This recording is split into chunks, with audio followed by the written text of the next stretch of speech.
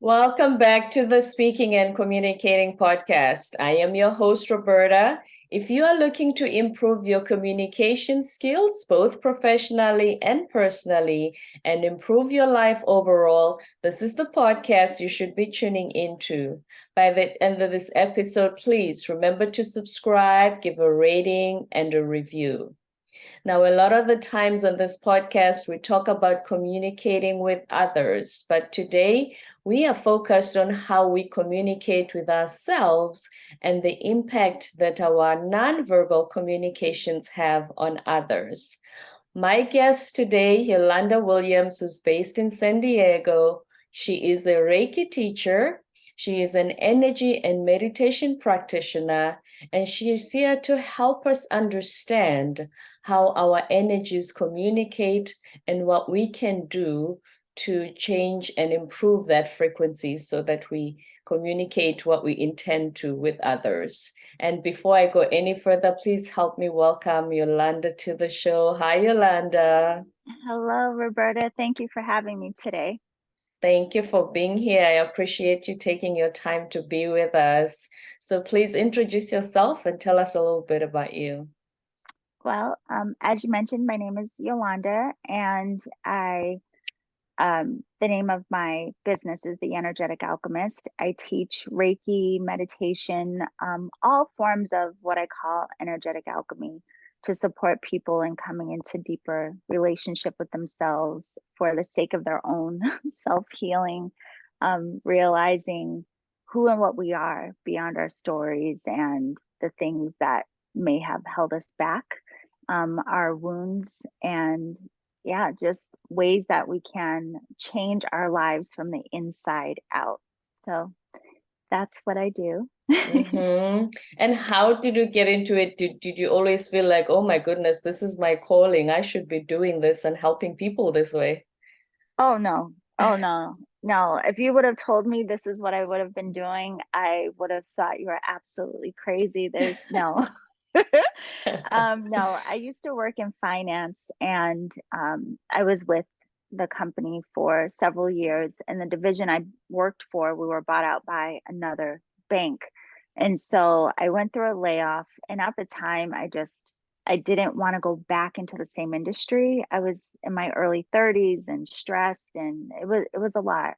And so the layoff in a lot of ways was actually uh, ended up being a blessing because it was like this path to freedom that I wouldn't have taken otherwise, I'm sure. And so was just, I felt like I was imploding because I didn't know what to do. I didn't know what new path to take.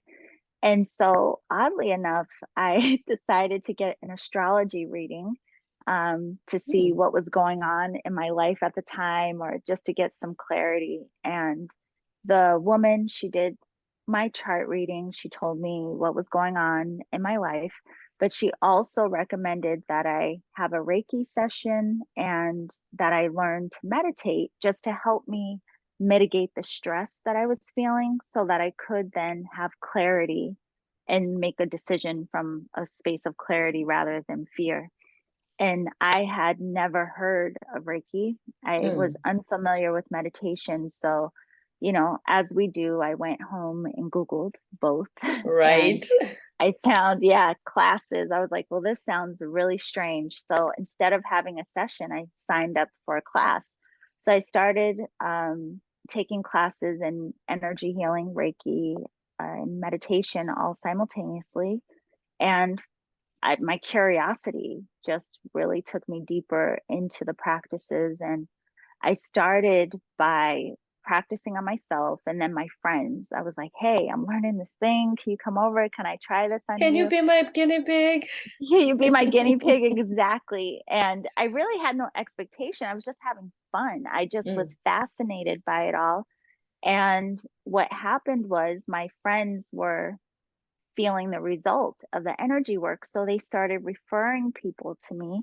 And Mm-hmm. then just over time, it became my work. Wow. Yeah. So, first of all, based on what you just told me, when remember all the layoffs that happened with COVID and Yes. lockdowns, for anybody listening and they hear you say, "Oh, I saw the layoff as a blessing." Yeah. How do, because usually that's not how most people would see it, especially if you have a Yes, mortgage and you have kids to take care of. absolutely. How It did you was a come to that scary. thought process? Oh, Oh okay. yeah, no, no, no. So initially I was terrified, which is why I went into, complete freak out and stress and started having anxiety in a way that I never had before. Because just like you say, Mm. I had bills and I knew I had to take care of my life. But there was just something in me that I just didn't want to go back into the same industry. And so, no, it was absolutely terrifying at first, but because I started doing meditation and energy work, I was able to not only start to calm down the fear that I was going through, but I started learning a lot about myself. So I Mm. had this different focus. And, at the time I had, some money saved that it was okay for me to take a little bit of time, but I still was concerned with what my responsibilities were. It was more so hindsight that I realized that it was a blessing for me only because I would have stayed in that job that was stressing me out. I mean, it Mm. was very stressful, but I would have stayed in it because of responsibility and because of, doing what I thought I had to do, what I was supposed to do, the responsible thing to do, but it was really like killing me slowly. And if I hadn't gone through the layoff, and I'd probably still be working there to this day, Mm. stressed beyond belief. So it was a blessing in that it redirected my life in a way that I personally hadn't planned. And so I was given this opportunity to take a new path that I probably wouldn't have taken otherwise. Mm-hmm. And which a lot of people have found as well, as I'm saying with the COVID Yeah. layouts, that I lost my job, but yes, I'm terrified of how I'm gonna pay my bills until I get another one, but I don't want to go back. I was miserable. Right. My boss was horrible. The environment made me feel anxious, as you say. It's that thing of, it's sort of like life is nudging me in a little different direction. But like Yeah. you say, if we don't plan something, I think that's where the fear kicks in because we're not Yes. sure what's going to happen. We didn't Right. plan it. We didn't set out to actively look for the new stuff. And I think that's where the fear kicks in. Absolutely. Yeah. I mean, I think we're used to having some sense of control. And even in our jobs or our careers, different aspects of life, even if it's uncomfortable, a lot of times it's familiar. And just the Yes. familiarity alone will keep us in something, even if something in us is like, you need to change or do something different. But we're just so comfortable and familiar. And it can be scary to go off on a limb and try something new. So oftentimes when we're forced into it, yeah, I mean, it's scary initially, but we oftentimes look back hindsight and see how it really may have benefited us in some way. Mm-hmm. Are you familiar with the sitcom 30 Rock?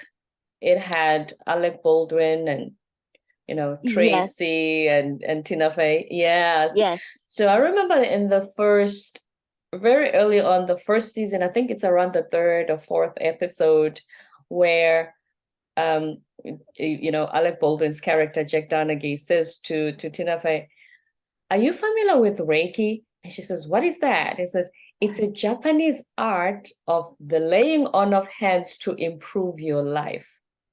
Mhm. Yes. And obviously for comedic reasons, she's like, do these hands give you money and whatnot? But please explain to any of us who are not familiar with Reiki what exactly it is. Yes, it is a Japanese method of energy healing. And energy healing has been something that's been practiced by ancient civilizations in all different cultures. But Reiki in particular was founded in 1922 in Japan by a man named Yusui Sensei. And basically, Reiki in of itself, I mean, the word is similar to what we would call a compound word.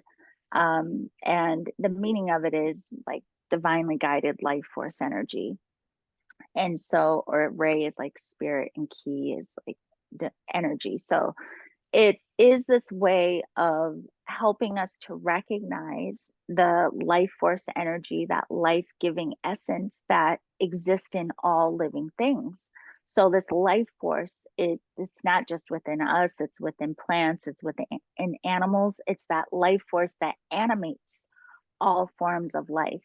And so again, it's part of our design. It's everyone has this life force within them, but we just may not be consciously aware of it.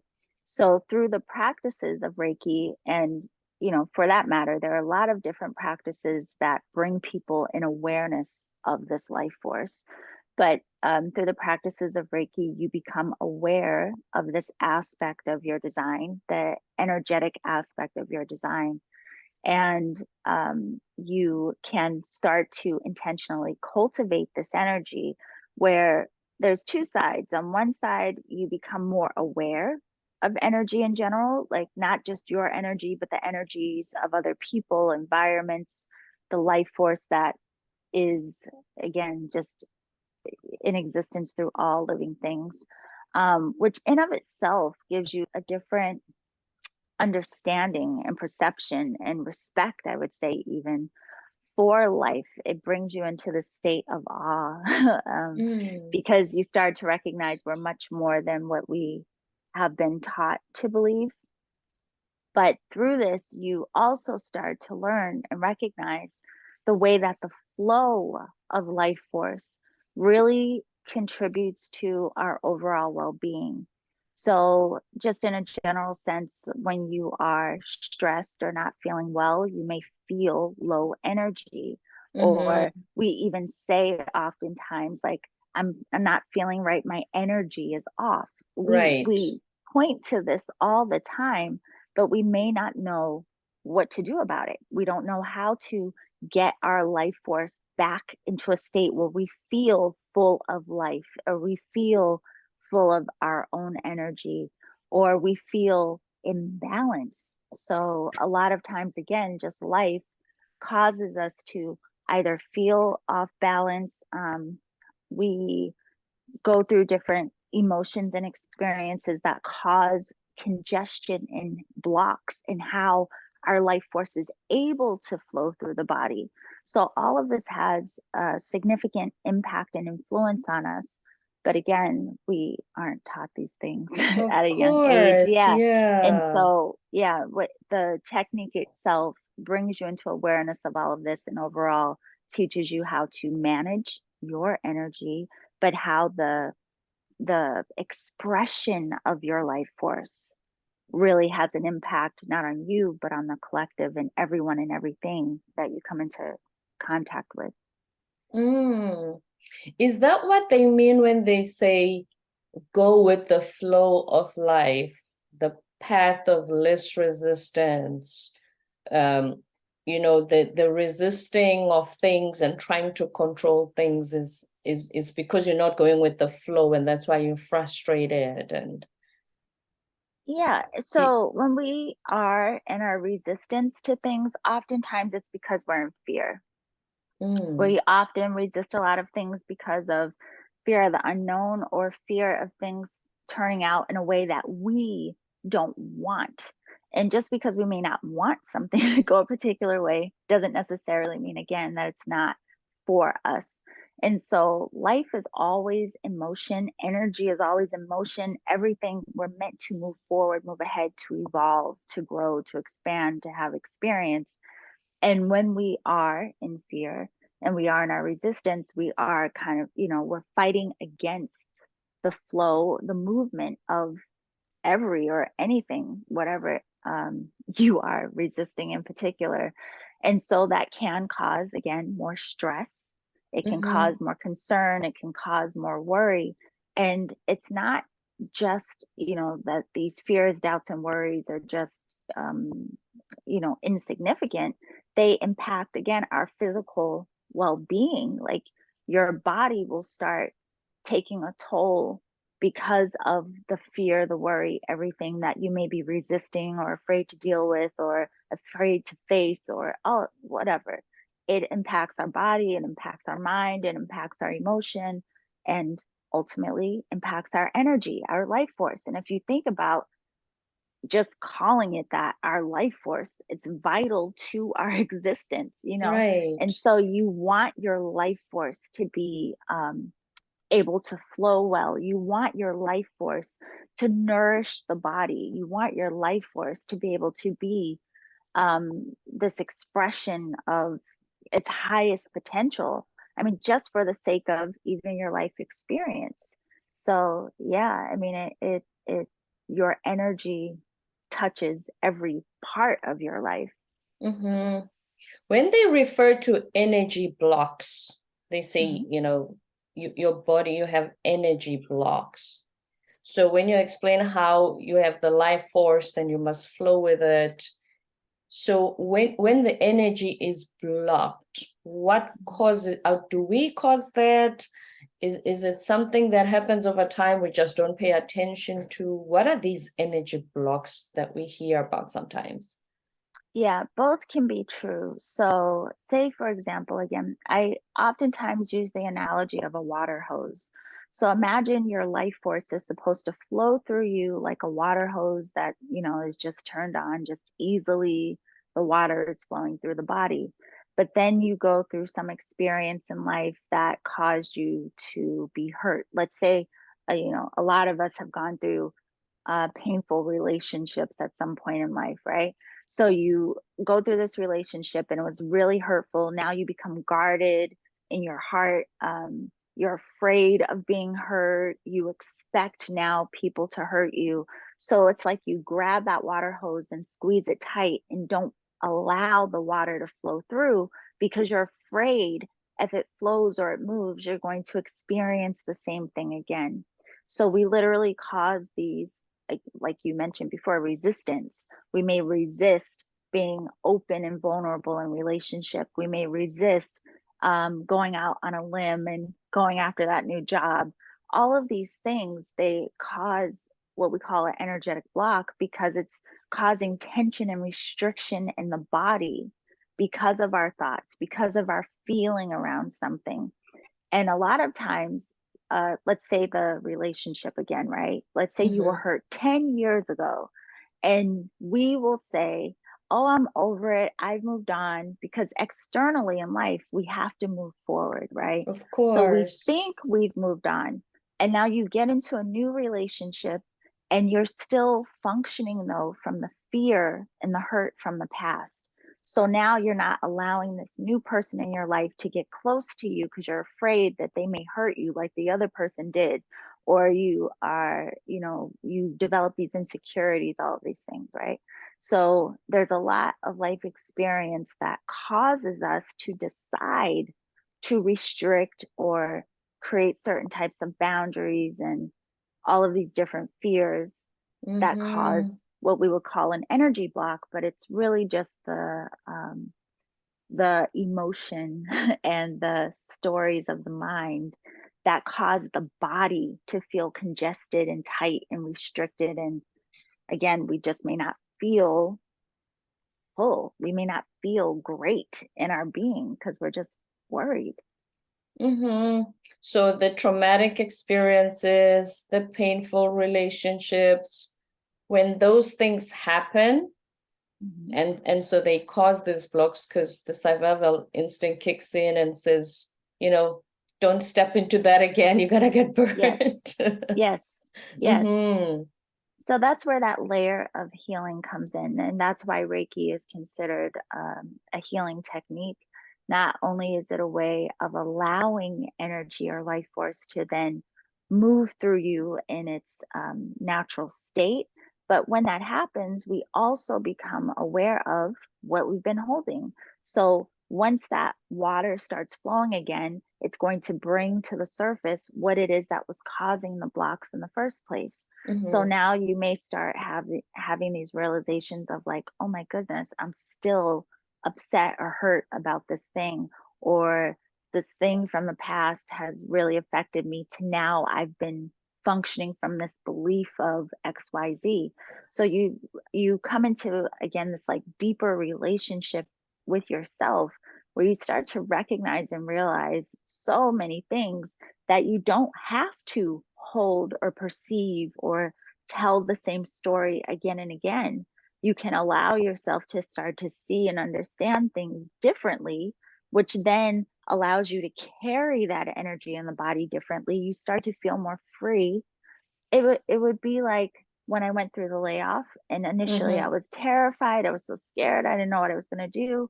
But when I started to relax in my body and come out of the fear and recognize, well, that job was killing me. So Yeah. this is actually a good thing for me. Just that change in perspective alone allowed me to free up some of the stress and tension in my body. Now, even though I still had to figure out what I was going to do moving forward, just that story of, oh gosh, now my life is It's over. You know what I over. mean? Yeah. That letting that go or changing that story was hugely impactful to allowing energy and life to move, for me to be open to the possibility of a new path or doing something differently. Whereas before, my fear would have kept me in that space of not being able to see the way forward clearly. Let's talk about communication with ourselves. So first, we're going to talk about ourselves and how we then impact others. If I've had those traumatic experiences, what can I do in my own inner dialogue to have a better perspective than the usual? I'm not stepping into that again. It's going to hurt me. What can we do to try and get to a space where we communicate better and not sabotage our future potential future opportunities? Yeah. So one of the first things and one of the hardest things for people is, one, just even recognizing our stories, because a lot of times we have a hard time admitting that we're playing a part in what it is that we're experiencing, right? So the first thing is just really recognizing, if I'm noticing this pattern where I am having a particular type of experience in relationship again and again, I need to pause and sit with myself and consider, well, what are my beliefs around relationship? What are my expectations? What do I believe may happen to me if I allow someone to come close? I have to start investigating and seeing what stories I'm telling myself in the first place. So a lot of times we don't even take the time to even recognize what our stories are. And again, that can be really hard and uncomfortable, but it's, going into it knowing there's nothing to judge yourself over. You feel that way, or the story came from a place of either experience, or even maybe a story that your parents told you that was just from their own experience. It's not even yours to hold, right? So Right. recognizing first and foremost what your stories are, and then considering, well, why? Why do I feel this way? Where did this story come from? And is it true? I mean, perhaps the encounter that I had that made me afraid to be open and vulnerable is because I was dealing with another person who was also hurt. And so them functioning from their hurt caused them to behave in this particular way. It's like a lot of dissecting, kind of unraveling the story. And then you start to recognize, again, a big part of it is just change in perspective, coming to a place of understanding rather than being attached to, whatever our story may have been. So it's having this willingness to just observe what the story is, but then also having the openness of, is it possible that I'm not seeing this clearly? What didn't I see or understand? And how does this change in perspective allow me then to feel more free? Like, wow, this wasn't even about me. This wasn't my fault. This wasn't my mine to hold. This was my mom's story, whatever it may be. But yeah, it's a lot of self-reflection. Right. And then when we project that energy as well, so the story we tell ourselves, how we communicate with ourselves, but also when you talk about the other person that they might have been hurt as well, we usually jump into, oh, Yolanda did this, that's why I'm upset. That's why I feel this Right. way. She did this. If she hadn't Right. done this, I'd be okay. Right. Yeah. Mm, One of my teachers always says, you know, when something happens in an exchange with another person and they push a button for us, it's only, they were only able to do that because we had a button to push in the first place. So it's more about our button than it is the fact that the mm. person pushed it, right? So it's like you're being a mirror for me. And if you're doing something, let's say, I don't know, let's say I think I feel you're disrespectful, and how I take that in, it's a reflection of what's going on with me as well. My response to that, my feeling to that, my trigger around that. Maybe it triggers me in a way that it wouldn't trigger another person because maybe I felt disrespected in my childhood. So this is a really Mm. sensitive thing for me. So when you do it and it triggers in me, I can pause and recognize, like, wow, what Roberta said, like, why did that hit me that way? Or why did I feel so offended by that? What was going on that hurt me and what it is that she said? So again, it comes back to some self-reflection, and it doesn't mean it's all about me. I mean, you spoke to me in the way I that could you did also have been for raised the whatever. wrong way and talking Exactly. anyhow. Yes. So there's a lot of there has to be like this, again, like willingness and openness to understand both sides of the fence, so to speak. But then also it can open us up to this compassion of understanding, like, wow, like, I don't know what's going on with Roberta, but you know, maybe she's been through some things too. And so that may allow me to respond to you in a way that doesn't add fuel to the fire, but instead helps both of us to see or navigate the conversation differently than if we were both just functioning from that space of trigger and hurt. Because, you Mhm. know, as you know, we can either add fuel to the fire, or sometimes we can soften communication with helping the other person also be seen and heard. I mean, a lot of times we Because they respond. probably come from, sorry to interrupt you, they probably also come Yeah, from a space where they were never heard. exactly. Mm. Yeah. And Speaking so it's of like those little, compassion, sorry, go ahead. oh, no. I was just going to say, it's those little things sometimes that we tend to overlook, but they're very impactful. Hmm. Speaking of compassion, when we do these forgiveness exercises, I forgive you, Yolanda, I forgive my parents, I forgive the friend from high school and whatnot. Why do we struggle to forgive ourselves the most? I think we're the hardest on ourselves, and a lot of times it's hard to accept what we may consider a mistake, you know, because we can be very hard on ourselves in terms of like, I should have known better, or I should have seen XYZ. I think we look at it as, you know, like we're disappointed. We get so disappointed in ourselves. We may even be embarrassed or ashamed of whatever our mistakes may have been. So again, it's like one of those things where you have to decide, I can have compassion for me too. The version of me when I was 21 didn't understand what I understand today. So that version of me in the past handled things or dealt with things the best way I knew how then. Or that Hmm. version of me was dealing with and acting from the wounds and the hurt and the repressed emotion that I was unconscious of, that now I understand.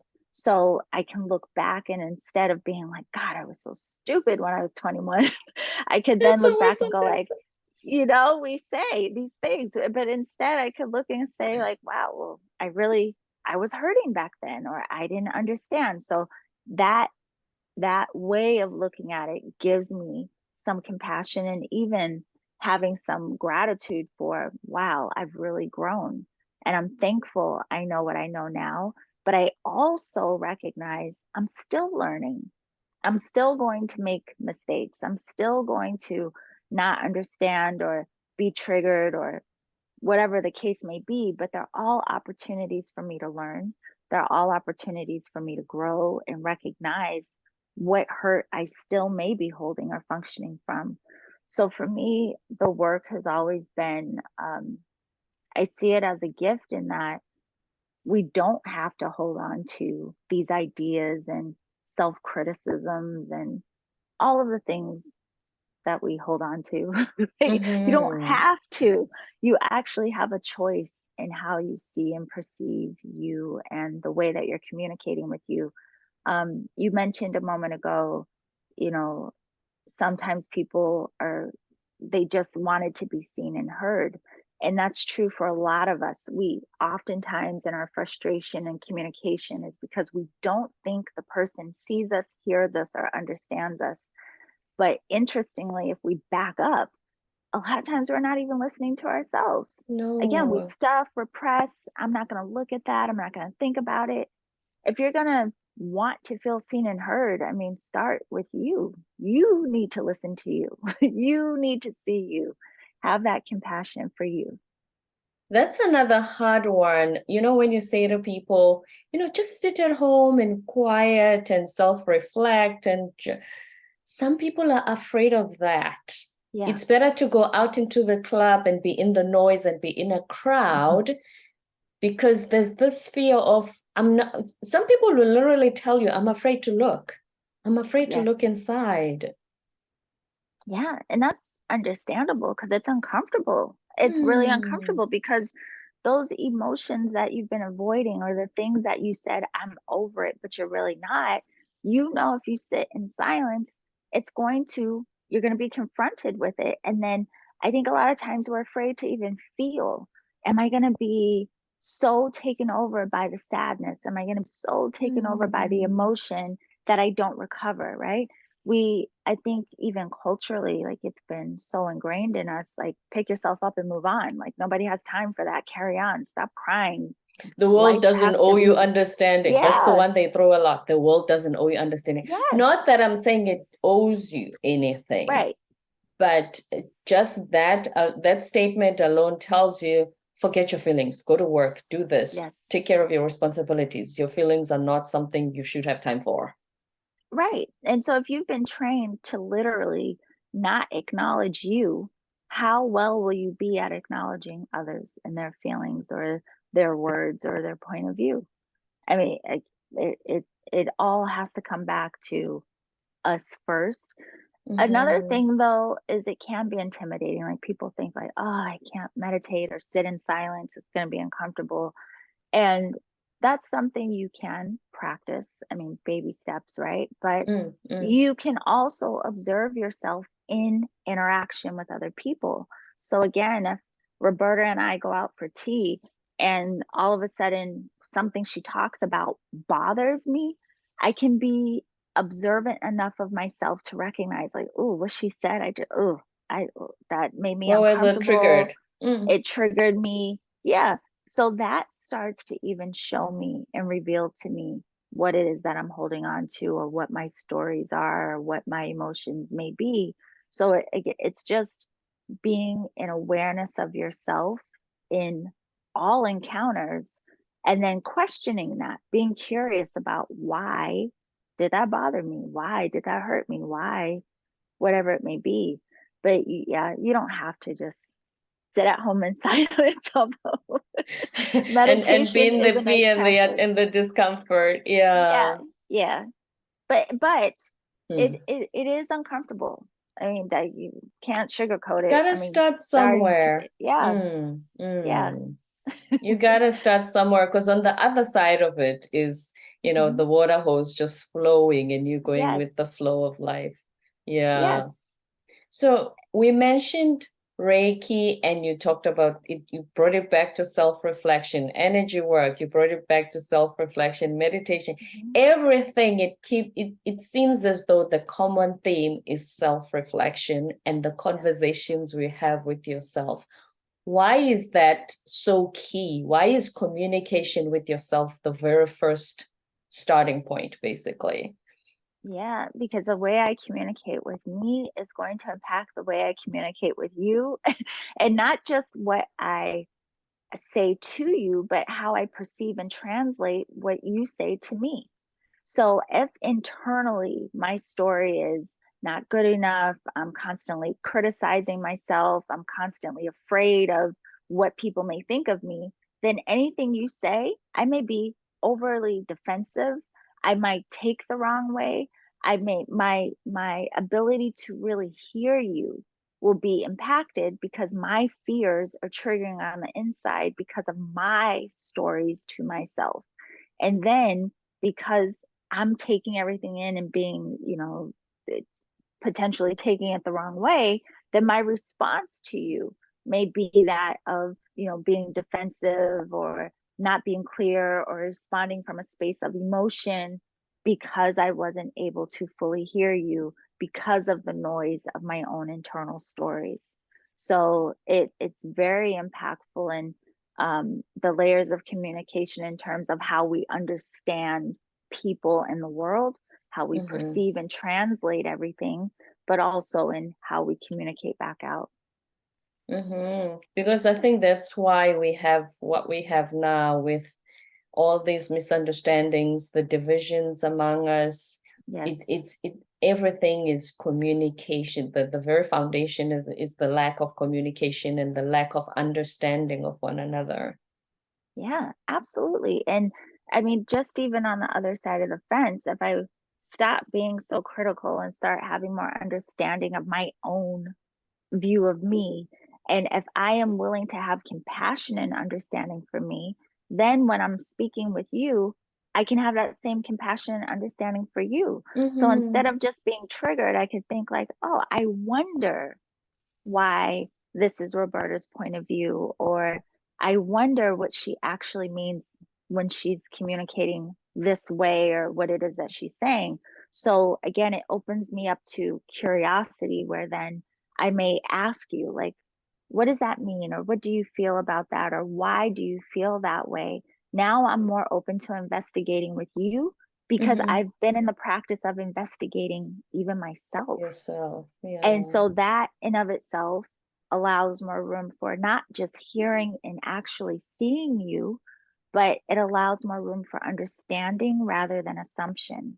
So, yeah, it can be very supportive of our externalized communication to change the way that we communicate with ourselves internally. Mm-hmm. Can you give us one example, one result that one of your clients had after doing the energy work with you? What they came back to say, hey, Yolanda, you really helped me with this? Yeah, a lot of times, one of the most common is in relationships. Mm. Again, people a lot of times bump heads in communication in our most intimate relationships. And I think just because they mean the most to us and we are most impacted by the way the people closest to us perceive us or what they may say or think about us. So those tend to be very influential to us. So a lot of times when people get into this work, they recognize the hand that they are playing in their communication within their partnerships rather than just pointing the finger and blaming the other He did person. Like this. you said, yeah, like, well, I did this because he did that, or I did this because she said da da da da da. Like we're quick to point the finger, right? But Mm-hmm. when you start doing this work, you do recognize again, like which button was pushed in me. So my partner said this, and it brought back my insecurity from childhood. Or my Mm. partner did XYZ, and now I recognize that they were actually stressed. So I was able to have a conversation with them about what's been going on with them, and I found out they were stressed from work. And so again, it takes people out of fighting to be seen and heard, and instead softening and allowing themselves to see, hear, and understand themselves and the other person. So, yeah, that's one of the most common things that I hear is people's minds just become more open to Mm-hmm. actually um, giving each other the benefit of the doubt. which we don't do anymore. If you look at No. how exhausting everybody says dating is, the Yeah. divorce rates are high. It seems to me if everybody took the time to follow the steps that you've mentioned, we could drastically reduce that. Yeah. And the change perhaps even in communication with social media and these things. I mean, it's interesting when you see the way that people are so judgmental of each other, the way that people just jump in to criticize. I don't know, this just came to mind. There was the actor, I don't remember his name. He was the main actor in Black Panther, the movie Black Panther. And he Chadwick was really, Boseman? yes. And remember, he was really sick and nobody knew. He didn't tell I anyone that he was really sick. remember he had, I think Yes, there was a video of him. He was with Kevin Hart at Kevin Hart's office and he was really skinny. yes. He was really How skinny. He was how really do sick. people even say something about like But how no, but that was the thing. No one knew that he was sick, so he didn't sick? say. And so on social media, people attacked him, said How do horrible you things do about him, that? all of these assumptions. And then when he passed away and people found out why he looked the way he did, then people felt so bad. But Why that's the did they thing. jump Like, on their keyboards why to did they say jump? something mean? I will Right, never understand. First right. of all, you don't know this person. You'll never meet them Yes. in your lifetime. They live in Hollywood, you live in your hometown. Why do you always have to say something? Yeah. But that's again, that's like a reflection of people's personal hurt, their personal self-criticism, self-judgment. A lot of times that deflection makes people in some odd way, they think it makes them feel better to point out the flaws and talk about someone else. But that also is a reflection of how hard they may be on themselves. So Hmm. again, it's like if we're more compassionate with ourselves, more softer and kinder with our own self-talk, and how it changes the way that we perceive everything. So instead of me looking at you and looking for a flaw that I could point out, or looking for a criticism because I grew up being criticized or I have my own insecurity, now I'm again looking at you from a different lens of what is going on with Roberta. Maybe I have concern, like, you seem like you have something going on, love. Like, is there something you want to talk about? I'm going to come to you from a different space than I would if I were still in a space of overly criticizing, looking for what's wrong, which a lot of us, I mean, again, like culturally, and it's really blown up with social media. It is just sad. And I always thought to myself before social media, or even before phones, you were just worried that your neighbors, if they knew your family's dirty laundry, they're going to talk about it at the Yeah, dinner table. But you didn't hear it. You did right, not know what they were thinking. You were just right. speculating that, oh, if they know about our stuff, they'll talk about it when they have dinner tonight. But Yes. you didn't hear it. But the fact that everybody has to have an opinion on everything, I think is really messing up our civilization. Yeah. And that's the thing too, why our relationship to ourselves is so crucial, because if we are stuck in that pattern of like criticizing and judging ourselves, we will stay in the fear of what will other people think of me, or what are other people saying about me, which again comes back to our overall well-being. That's going to affect your body. You're going to be stressed Mhm. out. You're going to end up with ulcers, back pain, this, that, and the third, all because of this fear of what someone else may think or say or do, right? Whereas if I come into relationship with myself and I'm okay with who I am, I'm okay with the mistakes that I've made, I understand that I'm learning, I have compassion for myself. If someone else criticizes me, I recognize, again, it's more about them, like what their hurt may be. I can have compassion for that. And even though it still may bother me, it's not going to bother me at the degree that it would if Mhm. I were in a pattern of taking in other people's criticism as truth, because I'm already criticizing myself. There's So something, the button is already there. Yeah. exactly. Yolanda, if you can give us one or two tips, if there's something we can do at home on a daily basis change the narrative and the perspectives we have, and to change the internal dialogue, to do the things we were talking about today? Is there something we can do to keep checking? Yeah. So one of the things is a lot of people like to use mantras as a way to interrupt those patterns and stories that we've become so used to. So, sometimes people will just say something as simple as every day, reminding themselves, like, I love myself as I Mm, am. I love myself as I am. And when we say it, there may be some resistance. There may be some part of us that at even the feels like beginning. it's not true at first.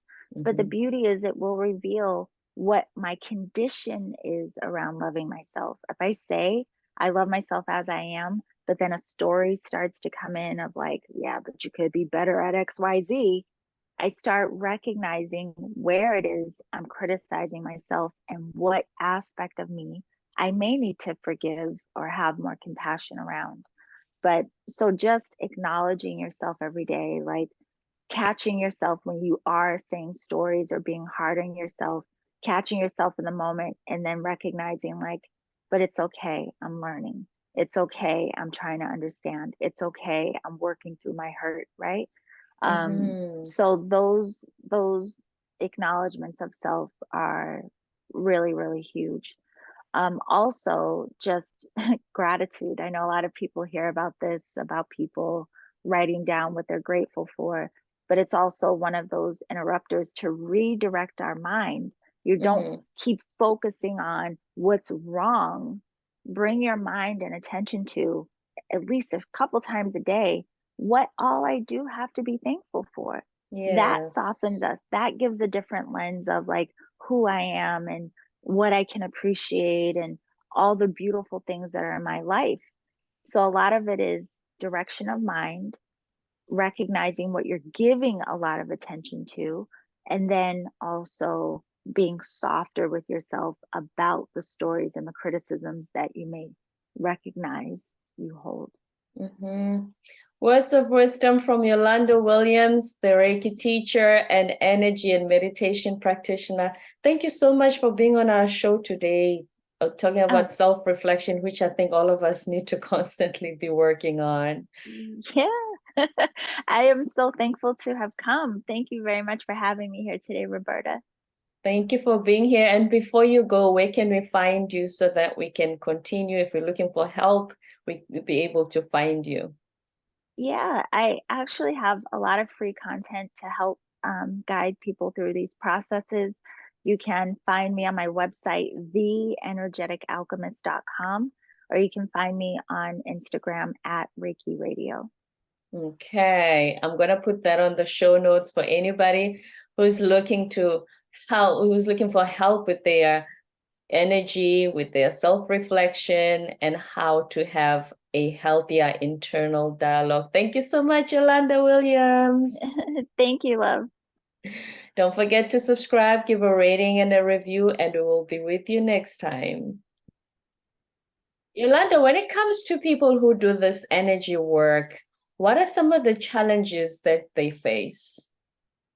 One of the biggest challenges people face in this realm is, interestingly enough, communicating what it is that they do.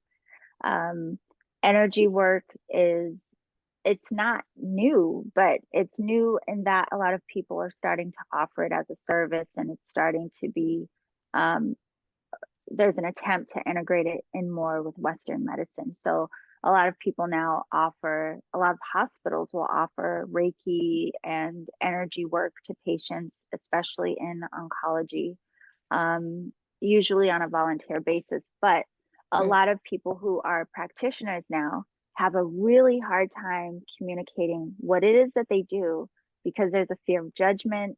A lot of people don't understand. A lot of people still have a fear around this work and the different components and elements that fall within it because they think it is, you know, something spooky or witchy or, like, yeah. So there's a like the lot of Halloween type stuff. misconceptions. Mm. Exactly. Yes. So there's a lot of misconceptions around this work and what it is that people are actually practicing. So it does bring up a lot of fear around communicating what it is that we do, what it is the effects may be. But fortunately, it is becoming a more common conversation. So I think people are doing better with putting themselves out there, but it definitely has an impact on the offerings. This work, I think, is so beneficial to all of us for so many reasons, but it'll be hard to find it or connect with people who practice these things if we don't get more clear in the communication. Right. I'm intrigued by the fact that you say even in hospitals, they are incorporating it now. Obviously, like you Yes. said, it's voluntary, so health insurance is not going to pay for it. No, not yet. No. Not But yet. of course there's hope, because for a very long time, even something like acupuncture wasn't covered by insurance, whereas now some insurance policies will cover acupuncture. So yeah, there's a lot being looked at differently now with alternative healing, alternative medicine. In fact, I have a lot of, well, not a lot, but I've had clients and students who are nurses who work in, Western medicine, also psychologists and therapists who all are Yes. looking for ways to integrate in alternative healing to support the overall wellness of their patients and clients. But again, even for them, they kind of have this broader scope of being able to describe and communicate the work that they do. And there may be more of a sense of validity because of their other title. But people Right. who are just doing energy work and anything that falls under the realm of spirituality, we're definitely working on communicating what the work is, what it's about, and its benefits. And maybe the more they see the results and the Yes. transformation that happens, then it's gonna gain more traction. It's gonna Yeah. gain more, the more testimonials there are out there of how it can transform you. Then it's like you said, acupuncture wasn't covered a few years ago, but now it is. So Yes. it's getting to those levels. Absolutely. And fortunately, there's even research being done now with energy work. A lot of practitioners have gone out of their way and are paying out of their own pockets or having donations so that testing and we can have results that scientifically prove the way that Right. this has an effect on the physical body, calming the nervous system. There are already so many testing and scientific studies that have been done just even around meditation and the results of that. So yeah, we're definitely seeing change, but hopefully the communication around all of this does become more comfortable for those who are providing the services. Yeah, it certainly is getting there because, when it comes to the word science, everybody's in. Yes, As soon and as you that's mention yes. the word science, everybody buys into it without batting their eyelids. So I'm glad that it is gaining that traction.